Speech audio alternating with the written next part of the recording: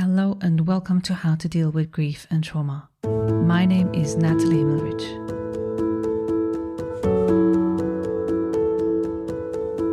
How to Deal with Grief and Trauma is completely self-funded, produced and edited by me, Natalie Himmelrich. Consider making a small donation to support the podcast. Go to bit.ly/support, capital G, capital T, and podcast. I repeat, bit.ly/supportgt podcast. Thank you so much. And for more information, please visit Natalie's website, join the podcast's Instagram page, and subscribe to the newsletter to receive updates on future episodes. Welcome to this special series on the many faces of trauma. In each episode, we'll explore one trauma type in a clear, gentle way.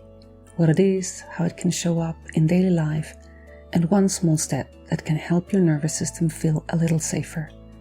Nothing here is meant to diagnose you, and you're always invited to take what fits and leave the rest. And because this is trauma work, we'll end every episode with a short grounding practice you can do anywhere. Today, we're talking about single incident trauma, which is the kind of trauma where one event can create a clear before and after. This episode is general and non-graphic. If you notice your body tensing, or your breath changing, or your mind drifting, that's a nervous system response. You can pause at any time and come back later. Why single incident trauma feels so sharp? Single incident trauma is often what people picture when they hear the word trauma, one overwhelming moment that the body and mind didn't have time to process. It can be an accident, a sudden medical emergency, a frightening near miss, a sudden loss of safety, something where your nervous system goes into survival mode. And that is what makes it so sharp, and what can make it split into who I was before and who I became after. People often say, I'm not myself, or I can't stop thinking about it, or my body reacts even when I know I'm safe, or it's like I'm back there. If that's familiar, you are not weak. That's how the nervous system responds when an experience overwhelms its capacity. What is single incident trauma? Single incident trauma happens when one event overwhelms your nervous system's ability to cope in the moment, often involving fear, helplessness, a loss of control, and the system remains stuck in protection afterwards. This isn't about whether the event looks big enough on paper. It's about intensity, speed, lack of control, and whether your system had support and time to process afterward. Two people can go through similar events and have different outcomes. That doesn't mean one is stronger. It means nervous systems, histories, meanings, and support differ. Imagine someone who was in a car accident. They were physically okay afterward, maybe sore, maybe shaken, but told themselves, I'm fine. Weeks later, their body disagrees. When they hear screeching brakes, their heart races. They grip the steering wheel too tightly. They might avoid certain roads. At night, they replay the moment, or they wake up startled. They might say, I don't understand, it's over. But their nervous system is still acting as if it needs to prevent it from happening again. It's trying to keep them alive through vigilance. That's the after in the body. Why the body keeps replaying it. Here's a key nervous system concept in plain language. When something is too overwhelming, the brain prioritizes survival over storytelling. So instead of feeling the memory as past, the nervous system may store it as sensory fragments like sound, smell, images, body cues, tight chest, nausea, shaking, and threat protection, like danger can happen suddenly. This is why trigger can feel irrational. A trigger isn't the same as a reminder. A reminder says, that happened.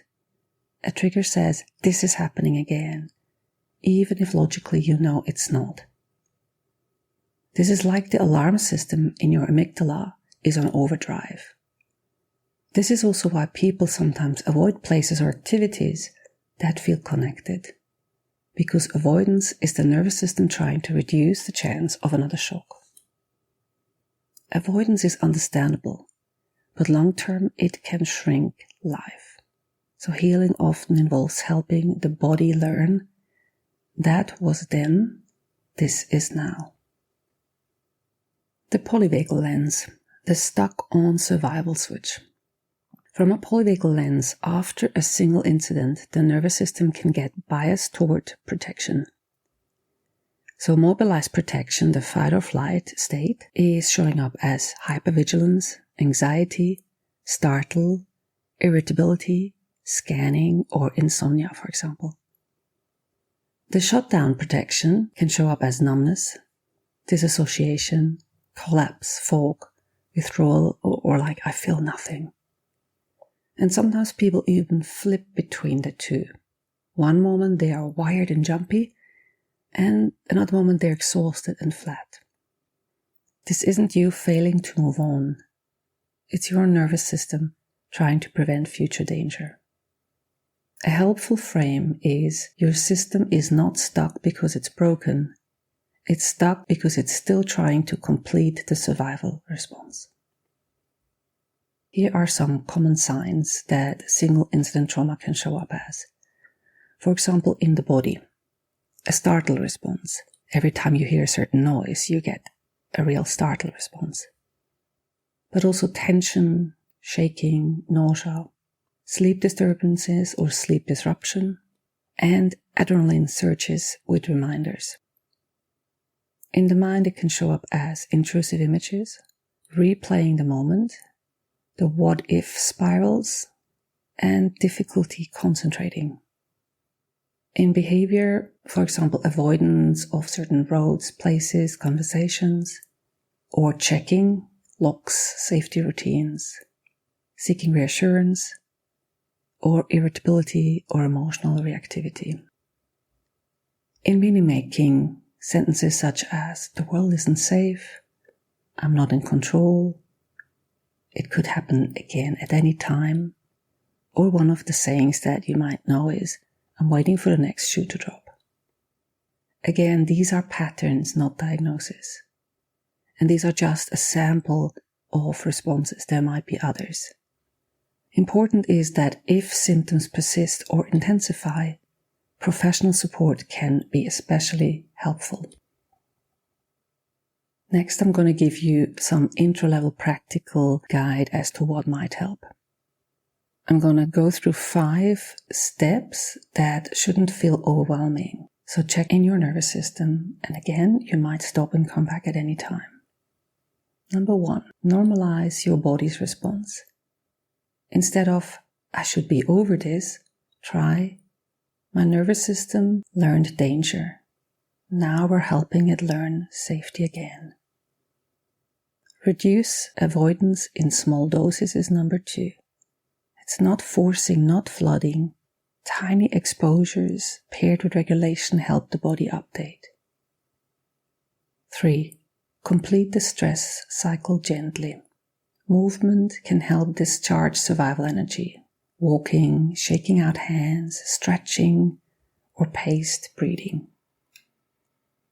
4. Support the narrative of pastness. Simple grounding language like, that happened then, I'm here now.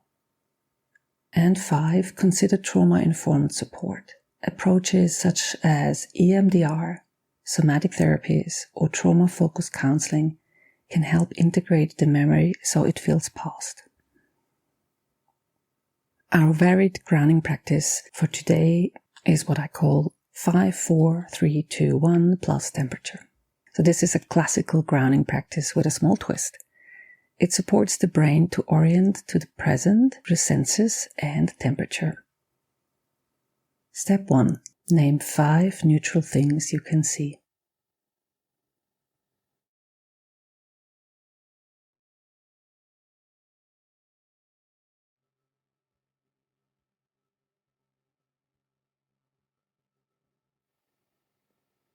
Step 2, name 4 things you can feel. So this might be the sensation of your feet on the floor, the fabric, air on the skin, hands touching.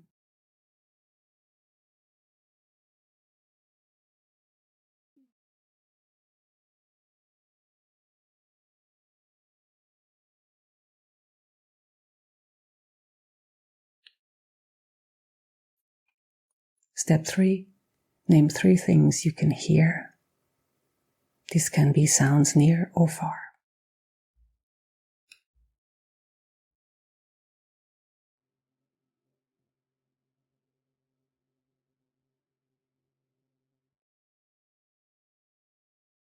Step 4, name 2 things you can smell. And if you can't smell anything right now, name 2 things you could smell.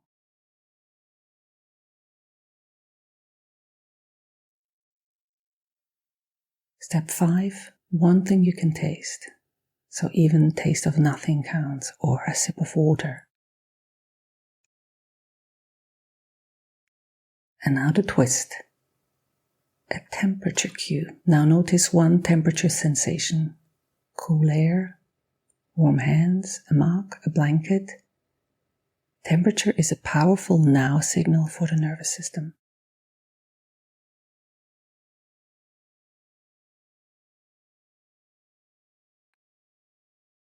And now say softly, this is now. I am here.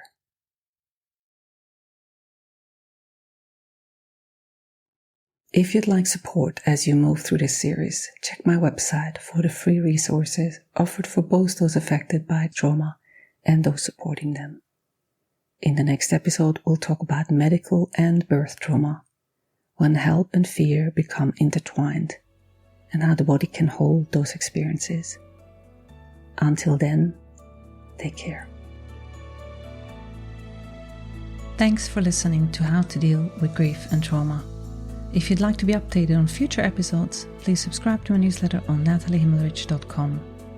If you need grief support, please contact me for a 30 minutes free discovery session. How to Deal with Grief and Trauma is produced and edited by me, Natalie Himmelrich. To support this podcast, please rate, review, and subscribe to or follow the podcast on Apple, Spotify, or wherever you get your podcasts. Thank you. And remember to keep breathing. I promise it will get easier.